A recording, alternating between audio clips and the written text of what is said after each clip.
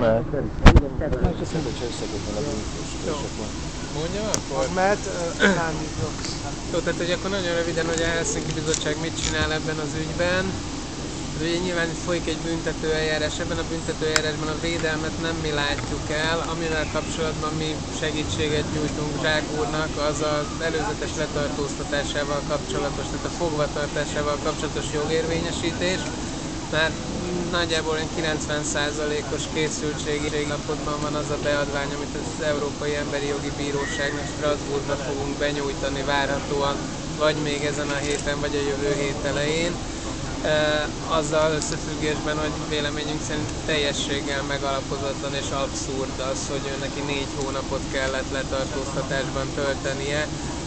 Többek között például a szökés veszélyének okán, amely a bíróság szerint fennállt úgy, hogy egyébként az őrizetbevétele után 2011. június 1-én a Debreceni Városi Bíróság még nem látta indokoltnak az előzetes letartóztatás elrendelését, ezért ő 2 hétig szabadlábon volt. Ez idő alatt például idézésre megjelent egy kihallgatáson, részletes vallomást tett, majd a 2 hét elteltével a másodfokon eljáró Hajdú-Bihar megyei bíróság azt mondta, hogy fennáll a szökés veszély és az eljárás meghiúsításának veszélye, és ezért el kell rendelni az ő előzetes letartóztatását.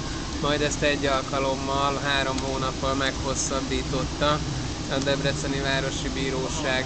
Tehát tulajdonképpen úgy hivatkoztak szökésveszélyre a bíróságok, hogy az eljárás megindulása után a Zsák úr 2 hétig szabadlábon volt, ez idő alatt nem szökött meg, ez idő alatt idézésre megjelent, ez idő alatt segített a nyomozó hatóságoknak iratokat rendezni, ez idő alatt részletes vallomást, mindenre kiterjedő vallomást tett. Azt hiszem, hogy a dolognak az abszurditása az önmagáért beszél, és ezért azt gondoljuk, hogy egyezménysértő volt, tehát az Európai Emberi Jogok Egyezményét abszolút sértette az, hogy ő neki 4 hónapot előzetes letartóztatásban kellett töltenie.